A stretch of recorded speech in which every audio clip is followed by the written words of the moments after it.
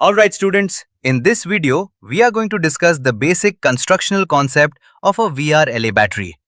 We will go step by step and I will explain each and every part of the VRLA battery along with its function one by one in a very simple way. Along with that, we will also understand an important question. Why this type of battery is called valve regulated. So I request you stay with me till the end of the video because by the end, you will get a very clear and complete idea about the VRLA battery. And yes, if you really enjoy and learn something valuable from this video, don't forget to subscribe to the channel so that I can keep bringing more such easy and concept-based lectures for you. So let's begin our discussion on the construction of a VRLA battery. Inside the VRLA battery, we have plates dipped in acid. But the acid is not freely flowing. It is trapped inside a separator like a sponge.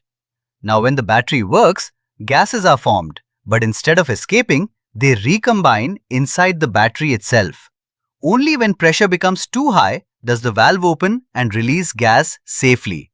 That is why there is no leakage, no topping up, and a safe and compact design. In front of me, the rotating plate is a positive plate of a VRLA battery cell. Here you see the active material, which is PbO2, pasted on a grid of lead alloy. This plate acts as a positive plate. See, there are many such plates stacked together to form the positive plate assembly. We connect all the positive plates together and form the projected positive terminal as shown. This is a negative plate. There are several such negative plates made of spongy lead. These plates are also connected together with lead with a projected negative terminal.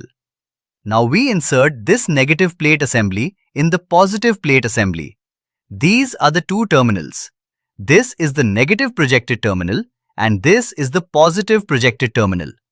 Here, one thing we must point out. The end plate in both ends of the assembly is a negative plate only. On the right side end, the plate is negative and the extreme left plate is also a negative plate. That implies there is always one more negative plate in the assembly than the number of positive plates.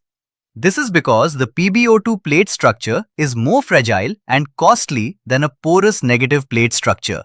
So, it is always a mechanically more justified design to keep the end positive plate covered by a stronger negative plate. It also creates more optimized active material utilization during reactions. Now we insert porous glass fiber separators between positive and negative plates. In other words, the separators used shall be of glass mat having high acid absorption capability, resistance to sulfuric acid, and good insulating properties. The interfiber space of the separators is quite capable of holding diluted sulfuric acid. Therefore, spilling of liquid sulfuric acid can be avoided. This is the reason a VRLA battery cell can be kept in both vertical and horizontal orientations. This type of VRLA cell is called AGM, absorbent glass mat type. There is another type of VRLA and this is the gel type VRLA battery cell.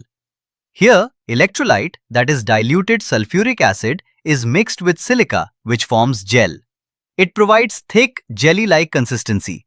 It has better deep discharge capability, longer life in cyclic operation, better temperature tolerance, and lower current output compared to AGM.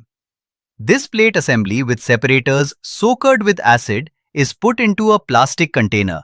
The container shall be made of polypropylene copolymer, acrylonitrile butadiene styrene, styrene acrylonitrile, or any other acid-resistant plastic material. The container shall be fire retardant grade. Now let us understand one very important part of the VRLA battery, that is the venting device, also called the pressure regulating valve. See, this is the valve in the VRLA battery. The system is sealed. But still, during charging, some gases are produced inside the cell. Now if this gas pressure increases too much, then it can become dangerous. So what do? We provide this venting device, which is basically a safety valve. This valve will remain closed during normal operation. But when the internal pressure increases beyond a limit, the valve will open automatically and release the excess gas. And once the pressure comes down, it will close again. One more important thing. This valve is not something you can open easily by hand. It is designed in such a way that it cannot be opened without a proper tool. Why? Because we do not want unnecessary tampering with the battery. Alright students, before we end this video, one small request from my side. If you really find this video interesting and helpful, please let me know in the comments which topic or subject in electrical engineering you want next. Your feedback is very important for me because it helps me create content exactly as per your requirement. And I would like to tell you one thing. We are having more than 25 years of experience in the power transmission sector, and I truly believe that this practical experience will definitely help you in boosting your knowledge and understanding of electrical engineering concepts. Also, don't forget to check our blog, circuitmasterclub.com. The link is already given in the description below. There you will find more detailed explanations, notes, and useful content. So keep learning, keep exploring, and I will see you in the next lecture.